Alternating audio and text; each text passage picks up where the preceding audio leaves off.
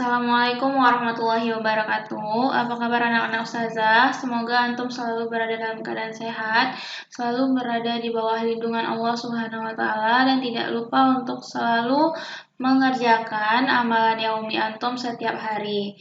Nah, hari ini bertemu lagi dengan Ustazah Ani dalam pembelajaran IPA kelas 9 KD 32 yaitu perkembangbiakan tumbuhan dan hewan bagian kedua. Itu poin-poinnya adalah fertilisasi tumbuhan Angiospermae, penyebaran biji, perkecambahan, siklus hidup tumbuhan Angiospermae. Nah, sebelum memulai pelajaran, marilah kita awali dengan mengucapkan Bismillahirrahmanirrahim. Oke, KD atau kompetensi dasar kita adalah kompetensi dasar 32. Menganalisis sistem perkembangbiakan pada tumbuhan dan hewan serta penerapan teknologi pada sistem reproduksi tumbuhan dan hewan.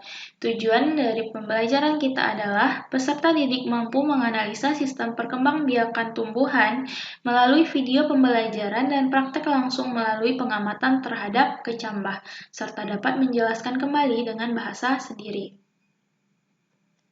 Nah, pertama kita akan bahas tentang fertilisasi atau pembuahan. Nah, ini adalah pada tumbuhan Angiospermae atau tumbuhan berbiji tertutup. Nah, apabila serbuk sari sampai di kepala putik, maka akan terjadi fertilisasi atau pembuahan. Nah, bagaimana prosesnya? Diawali dengan serbuk sari sampai di kepala putik atau stigma yang sesuai, maka serbuk sari akan menyerap air dan berkecambah membentuk buluh serbuk sari. Nah, ini dia. Dia akan membentuk buluh serbuk sari. Pembuluh serbuk sari ini akan tumbuh dan bergerak menuju bakal buah melalui tangkai putik. Nah, dia akan terus bergerak sampai ke menuju bakal buah melewati ini, kemudian sampai ke bakal buah. Jadi dia nanti akan terus memanjang. Nah, kemudian selama proses pemanjangannya ini, inti sel di dalam serbuk sari membelah menjadi dua inti sel generatif. Ini dia, dua inti sel generatif dan satu inti sel vegetatif. Ini disebut dengan inti generatif 1 dan inti generatif 2. Kemudian inti sel vegetatif ini akan menuntun gerak tumbuh buluh serbuk sari ke dalam bakal biji. Di dalam bakal biji terdapat 7 sel, nanti di dalam sini akan terdapat 7 sel. Jadi, yang inti sel vegetatif tadi menuntun sel generatif menuju bakal biji. Jadi, gambarannya seperti ini, buluh serbuk sari, kemudian dia sampai ke bakal biji. Nah, di dalam bakal biji ini terdapat 7 sel, di mana 3 sel antipoda, di bagian atas, 2 sel sinergit di bagian bawah sini, 2 sel sinergit, dan di tengahnya adalah ovum atau sel telur. Dan di sini adalah inti kandung lembaga di bagian tengah.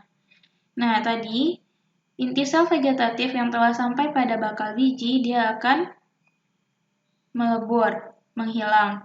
Sehingga yang tertinggal adalah inti sel generatif 1 dan inti sel generatif 2. Inti sel generatif 1 akan membuahi ovum dan kemudian berkembang menjadi zigot, calon individu baru. Sedangkan inti generatif 2 akan membuahi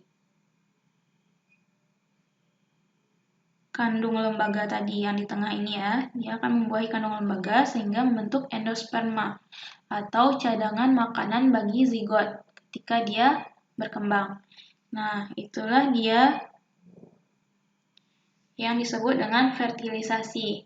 Itu proses penempelan serbuk sari di kepala putik, kemudian serbuk sari berkembang membentuk bulu serbuk sari, kemudian terbentuk inti sel generatif sebanyak 2 buah dan inti sel vegetatif. Inti sel vegetatif ini akan menuntun bulu serbuk sari memanjang menuju bakal biji. Nah, ketika dia sudah sampai di bakal biji, inti sel vegetatif akan melebur sehingga yang tertinggal hanya inti sel generatif 1 dan inti sel generatif 2. Inti sel generatif 1 akan membuahi sel telur sehingga membentuk zigot merupakan calon individu baru, sedangkan inti generatif 2 akan membuahi inti kandung lembaga sekunder, membentuk endosperma yang merupakan cadangan makanan untuk perkembangan dari zigot. Nah, itu dia proses fertilisasi. Selanjutnya, penyebaran biji. Nah, ada beberapa jenis penyebaran biji. Yang pertama ada anemokori. Anemo adalah angin. Anemo artinya angin. Ciri tumbuhannya bijinya kecil, ringan, dan bersayap. Misalnya biji bunga dandelion. Nah, ini merupakan penyebaran bijinya dibantu oleh angin. Yang kedua, hidrokori. Hidro adalah air, kori adalah biji. Nah, jadi penyebaran biji dengan menggunakan bantuan air. Ciri tumbuhannya adalah tumbuhan yang hidup di dekat wilayah perairan, misalnya kelapa dan bakau. Selanjutnya ada zookori. Zoo artinya hewan, terbagi dari atas 4 macam. Ada entomokori, ento serangga, contohnya biji wijen dan tembakau. Ini dipindahkan atau disebarkan oleh serangga. Kemudian ada chiropterokori. Chiroptero itu adalah kelelawar. Berarti penyebaran bijinya dibantu oleh kelelawar. Contohnya adalah pepaya dan jambu biji. Kemudian ada ornitokori. Ornito artinya burung. Berarti penyebaran bijinya dibantu oleh burung. Contohnya adalah beringin dan benalu. Dan yang terakhir adalah mamokori. Mamo adalah mamalia. Berarti penyebaran bijinya dibantu oleh mamalia. Contohnya biji kopi. Nah, yang terakhir antropokori. Antro adalah manusia, artinya dari antro adalah manusia. Nah, jadi penyebaran bijinya dibantu oleh manusia baik secara langsung maupun secara tidak langsung. Ciri tumbuhannya adalah mudah melengket pada kain, misalnya padi saat dipanen. Nah, ini gambaran bentuk-bentuk penyebaran biji. Ada yang disebarkan oleh angin, disebut dengan anemokori. Disebarkan oleh air, disebut dengan hidrokori. Disebarkan oleh hewan, disebut dengan zookori. Ada 4 macamnya. Ada entomokori, atau dibantu oleh serangga. Chiropterokori, dibantu oleh kelelawar. Ornitokori, dibantu oleh burung. Dan mamokori, dibantu oleh mamalia. Dan yang terakhir, antropokori. Antro adalah manusia, berarti penyebaran biji dibantu oleh manusia. Nah, itu dia bentuk-bentuk penyebaran biji pada tumbuhan. Nah, selanjutnya kita masuk dalam pembahasan tentang perkecambahan. Nah, dalam perkecambahan ada namanya istilah dormansi. Dormansi adalah masa di mana biji belum tumbuh atau disebut juga dengan keadaan istirahat. Contohnya itu adalah ketika biji jagung atau biji-bijian lainnya dalam keadaan kering, mereka tidak tumbuh, itu adalah pada masa dormansinya. Nah, kemudian masa dormansi ini dapat diakhiri dan berlanjut dengan proses perkecambahan. Faktor utamanya adalah akibat masuknya air ke dalam biji yang berdormansi yang disebut dengan imbibisi, sehingga terjadi proses perkecambahan. Nah, sifat keturunan dari reproduksi seksual merupakan kolaborasi dari sifat induk jantan dan induk betina tumbuhan tersebut. Nah, paham ya tentang perkecambahan? Berarti perkecambahan ini diawali dulu dengan dormansi, yaitu masa biji istirahat.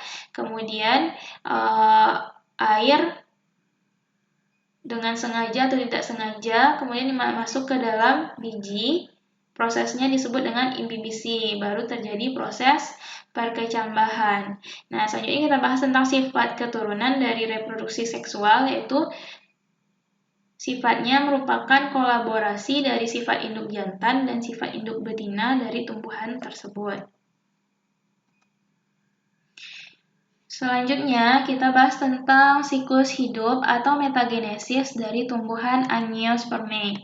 Nah, ini dia siklus hidup dari tumbuhan Angiospermae, dari buah, embrio yang berkembang, kemudian bentuk kecambah kemudian menjadi tumbuhan dewasa. Tumbuhan dewasa akan menghasilkan kepala sari yang menghasilkan serbuk sari, dan putik yang menghasilkan sel ovum. Nah, ini dia dari 4 megaspora, 3 megaspora mengalami degenerasi, kemudian terbentuk mikrofil. Ini adalah yang tadi kita bahas ketika tumbuhan telah dewasa, maka dia akan memiliki 7 sel di dalam bakal biji. Ada sel ovum, salah satunya. Kemudian, ketika serbuk sari bertemu dengan kepala putik, maka terjadilah fertilisasi. Dari fertilisasi, maka dia akan membentuk embrio baru, individu baru, dan begitulah seterusnya. Itu merupakan siklus hidup atau metagenesis dari tumbuhan Angiospermae. Nah, di sini ada istilah yang namanya generasi gametofit. Generasi gametofit adalah generasi penghasil gamet, yaitu sel telur dan sel spermatozoa yang bersifat haploid atau hanya memiliki satu set kromosom. Nah, di sini pada bagian serbuk sari dan kepala putik masih terpisah. Jadi ini adalah generasi gametofit. Generasi yang menghasilkan sel gamet, yaitu sel telur dan sel spermatozoa dalam bentuk haploid. Berarti dia punya satu set kromosom saja. Kemudian ada generasi sporofit, yaitu generasi yang menghasilkan spora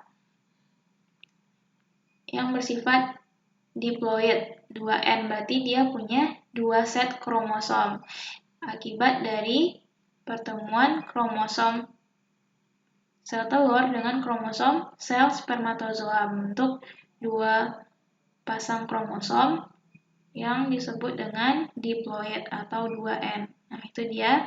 Generasi gametofit adalah generasi yang membentuk sel telur dan sel sperma yang sifatnya adalah haploid.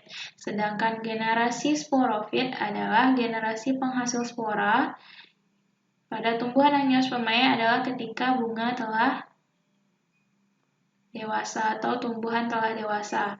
Nah, sifatnya adalah diploid atau 2N. Nah, itu tadi pembelajaran kita tentang reproduksi tumbuhan bagian keduanya. Jadi setelah antum belajar, antum juga akan mengerjakan tugas yang pertama, tanamlah kecambah kacang hijau sesuai dengan petunjuk pada buku PDF, buku siswa IPA kelas 9, kurikulum 2013, revisi 2018, halaman 76, dan buatlah laporan pengamatannya pada buku tugas. Yaitu pengamatannya dilakukan selama 7 hari dan itu semua dicatat di dalam buku tugas sesuai dengan petunjuk yang ada di PDF buku siswa IPA kelas 9. Yang kedua, jawablah LKPD sesuai dengan materi yang diajarkan hari ini. Oke, itu saja untuk pembelajaran IPA hari ini di kelas 9. Karena kita masih berada dalam situasi wabah corona, maka Ustazah mengingatkan agar antum selalu mencuci tangan, kemudian memakai masker ketika keluar rumah dan menjaga jarak, lalu tidak lupa untuk berdoa kepada Allah agar kita semua terlindung dari wabah corona atau COVID-19. Nah, demikianlah pembelajaran kita hari ini. Terima kasih Ustazah ucapkan kepada antum semua. Kita akhiri dengan hamdalah, alhamdulillahirrabbilalamin, dan kita sempurnakan dengan doa kafaratul majelis masing-masing. Ustazah akhiri, Assalamualaikum warahmatullahi wabarakatuh.